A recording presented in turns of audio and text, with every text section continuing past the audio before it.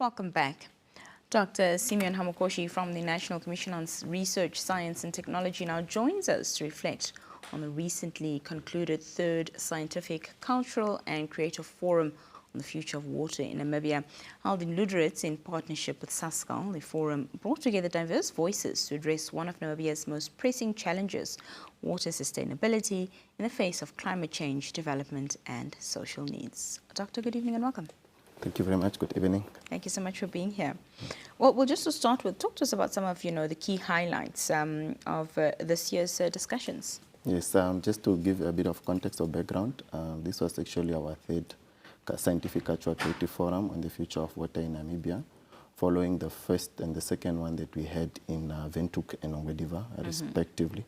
So we are carrying out these water forums in partnership or supported as well by the Ministry of Agriculture, NAMWater as well. So with this one of the key highlights for this water forum that we had, I can say, is really the input from the key stakeholders we had in the region, of which we had NAMPOT, who were really speaking on the challenges that they are facing around the water scarcity issues, as well as the Lüderitz Town Council. They had their technical department as well that was speaking on the challenges that they are facing. And the last two being, we had a professor from the UNAM Geology campus who was giving us the hydrogeology of the region, as well as the traditional leader as well, who was giving us an overview of how indigenous knowledge can be used or have been used to secure water in the region.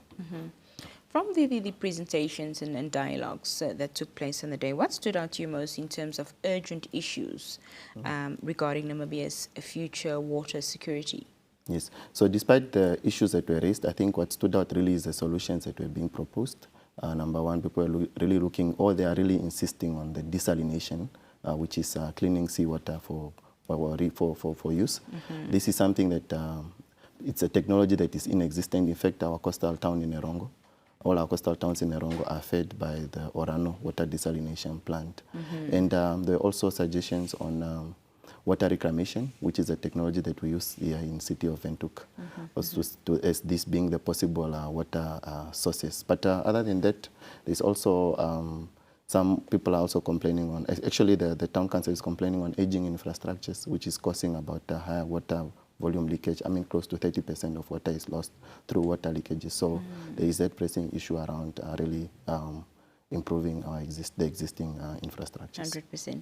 The forum combined scientific, cultural, as well as creative perspective. How does this, multidisciplinary approach enrich the outcomes?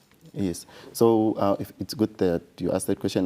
The good thing is that we had poems. We had students that were giving, learners actually, that were giving poems on water awareness, meaning that it's good that we are creating that culture already at a young age where learners will know the importance of saving water. So imagine if all learners in the country have these poems in their mind, so they will definitely be acting accordingly. But talking to the scientific and cultural creative, it was really good to see the geology, which is obviously the studying of the hydrogeology, studying of underground water, as well as our traditional leaders as well that were giving us their knowledge on how they would back in the day identify water bodies, because back then you could not drill, there was no technology to identify the water that is underground. But the good thing is that then it was confessed by the geology professor to say that they have drilled so far in the region. I think they had a project where they were drilling 5 boreholes. And usually, when you drill out of 5, you only get 1 or 2. But it was so good that in all the 5 they got, they were all successful.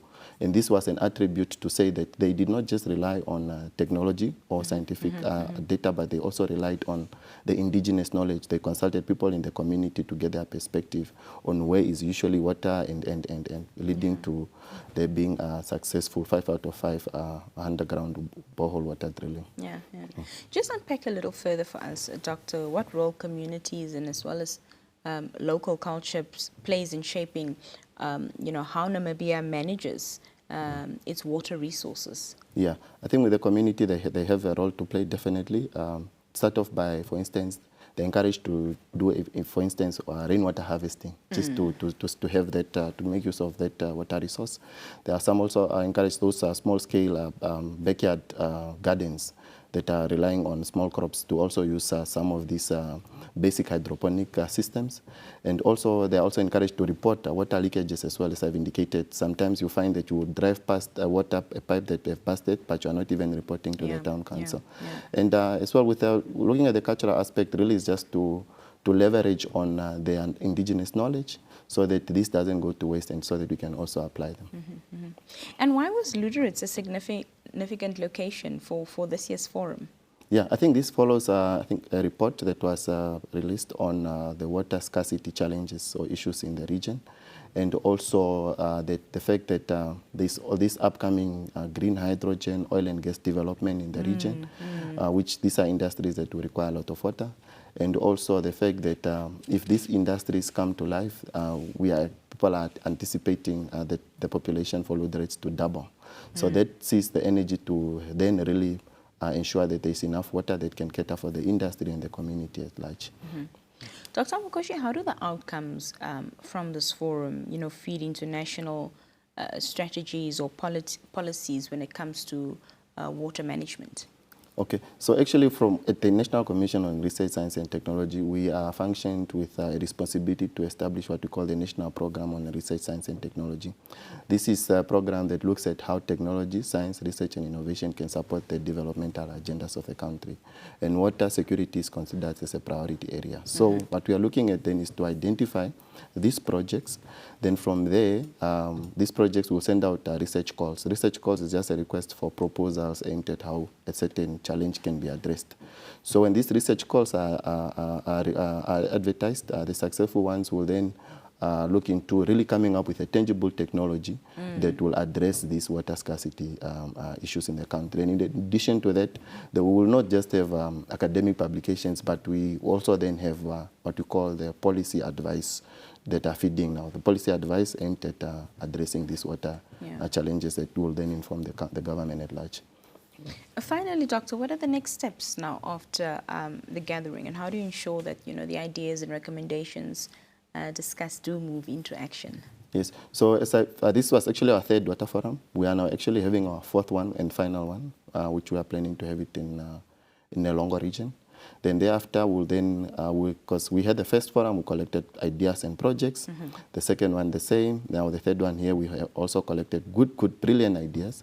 Then the fourth one, we're also anticipating to collect more ideas. Then thereafter, we'll then come up with a final report that we'll share with our stakeholders that are interested in funding some of these research calls. In fact, we already have SASSCAL that is on board to say that we are willing to fund 2 research calls that are emanating from these projects. Then from there, we'll send out our research calls, then people will apply, then we'll do the usual monitoring and evaluation to ensure that the project objectives are met. Fantastic. Dr. Simeon Hamukoshi, any final remarks from you this evening? Yes, so we just maybe to inform the people or the colleagues in the Ronga region to please join us on the 9th. The venue will be communicated, and yes, we look forward to successful and interesting conversations. That's 9th of October? Yes. Fantastic. Thank you so much for your time, and thank you for being with us tonight. Thank you very much, Nina. When we come back after this brief break, our conversations here on the Daily Roundup